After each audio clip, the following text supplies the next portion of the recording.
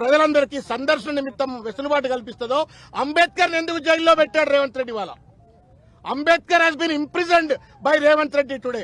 గేట్లకు తాళాలేసి కనీసం ఎవరు కూడా లోపలికి పోకుండా, దండలేయకుండా, నివాళులర్పించకుండా అంబేద్కర్ ని వాళ్ళ బందీ చేసినాడు, నిర్బంధానికి గురి చేసినాడు.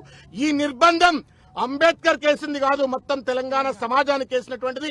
ఇది నిర్బంధ తెలంగాణకు నిదర్శనం అని చెప్పని ఈ సందర్భంగా తెలియజేస్తాను. నేను రేవంత్ రెడ్డి గారికి ఒకటే విజ్ఞప్తి చేస్తా ఉన్నా, ఇవాళ నువ్వు ఉంటావు, రేపు ఇంకొకళ్ళు వస్తారు, కానీ అంబేద్కర్ చిరకాలం ఉండేటువంటి ఒక విగ్రహం అది. అంబేద్కర్ స్ఫూర్తి సూర్యచంద్రాదులు ఉన్నంత కాలం భారతదేశానికి స్ఫూర్తిని అందించేట ఒక విగ్రహం. ఆ విగ్రహాన్ని బందీ చేసి, ఆ విగ్రహాన్ని అవమానం చేసి, తద్వారా శాడిస్ట్ లెక్క, సైకోపాత్ లెక్క ఇవాళ కేసీఆర్ గారిని అవమానిస్తున్నా అని చెప్పని అనుకోవచ్చు. ఒకవేళ కనుక నీకు కేసీఆర్ కట్టిండు కాబట్టి అంబేద్కర్ విగ్రహానికి అవమానించే పరిస్థితి ఏర్పడితే సిగ్గు ఎగ్గు లేకుండా సెక్రటేరియట్ ఎందుకు కూర్చున్నావు రేవంత్ రెడ్డి? దాన్ని కూడా ఖాళీ చేసి పడే, మరి బయటకు వెళ్ళిపో. బయట నీ ఇంట్లోకి వెళ్ళి రాజ్యం నడుపుతున్నావు కదా, మొత్తం సెక్రటేరియట్ కూడా నీ ఇంటికి తీసుకోపో.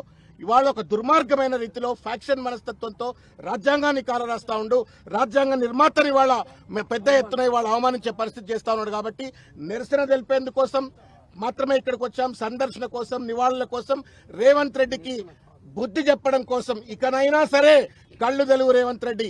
ఈ విగ్రహం కేసీఆర్ గారి తాతదో తండ్రిదో కాదు, తెలంగాణ మొత్తం భారత సమాజానికి రాజ్యాంగం అందించిన ఒక భారత జాతి నిర్మాతది. కాబట్టి ఆ విగ్రహాన్ని వెంటనే ప్రజలకు సందర్శన కోసం ఇవ్వాలని చెప్పని, తగిన రీతిలో నివాళులు అర్పించే విధంగా వెసులుబాటు కల్పించాలని చెప్పని విజ్ఞప్తి చేస్తా ఉన్నాం.